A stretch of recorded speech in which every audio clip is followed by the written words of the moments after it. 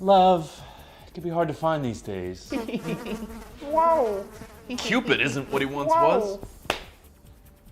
These troubles have sent a lot of people looking online for love these days. You know, places like Match, eHarmony, Craigslist. What, you thought I was gonna do a story on people finding sweet, beautiful love online? No! This is the story of the grossest personal ads on Craigslist. And believe me, there's a ton of them. Jumping right in, this guy in the first one knows he's being weird because he says it. This chump is seeking a gal who looks and acts like his mother. Somewhere Oedipus is happy because he's not the only one. Yeah, not so weird now, huh?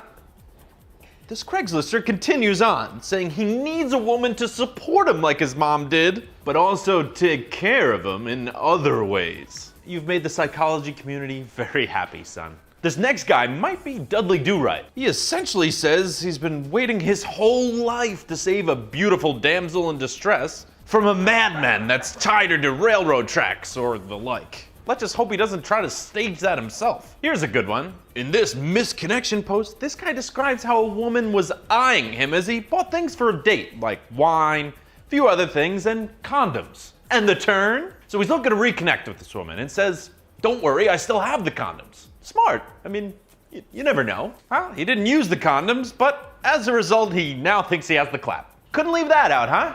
Well, at least he's honest. As for this next gentleman, he's interested in a woman's smarts. But remember, this is Craigslist. To find his perfect gal, he wants you to write an essay a week with a minimum of 1,300 words. Just what every relationship needs. Homework. This champion of shame wants you to tell your husband you're gonna be tied up. And he means it. He says he's gonna tie you up and there are no safe words to get you out of it. I'm sorry, you deserve what you get if you respond to that one. Or how about this guy who likes camping? How nice. How nice.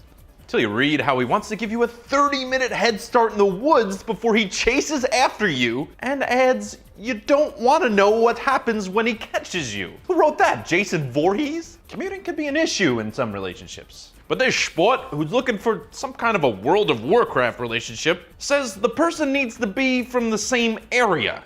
I know interborough relationships in New York can be a real problem. I don't cross the bridge.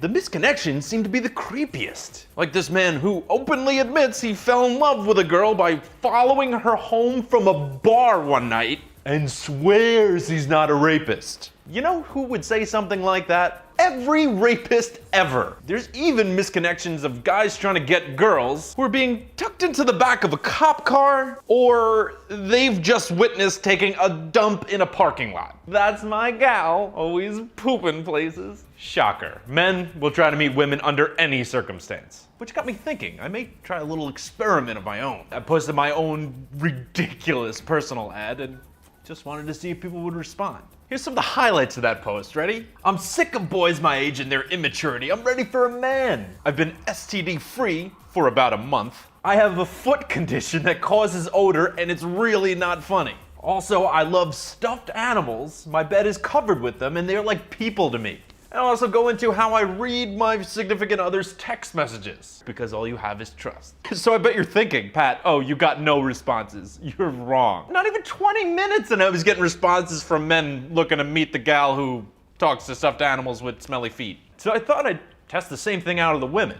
There's just no way women would go for that, would they? Wrong again. It took a little while longer, but there was a girl who wanted to meet Mr. Stinky Feet. So what kind of a conclusion can we draw from all this? There's somebody for everybody. Or, dude, people are creepy. I'll leave that up to you. So despite getting a comment last week from the actual girl in the weirdo earwax commercial, I gotta give the top comment to DeLorean fan 81, who wrote, I'll stick to the knives that can cut through my chain link fence and still cut a tomato. Yes, because as a man, you wanna know you can cut through a goddamn fence if you have to. Just remember, my favorite comment from each week gets a special shout out. Don't forget to come back for my long form video at the mid to late end of the week and subscribe. Thank you for watching. I'm Patrick Jones. Bye-bye.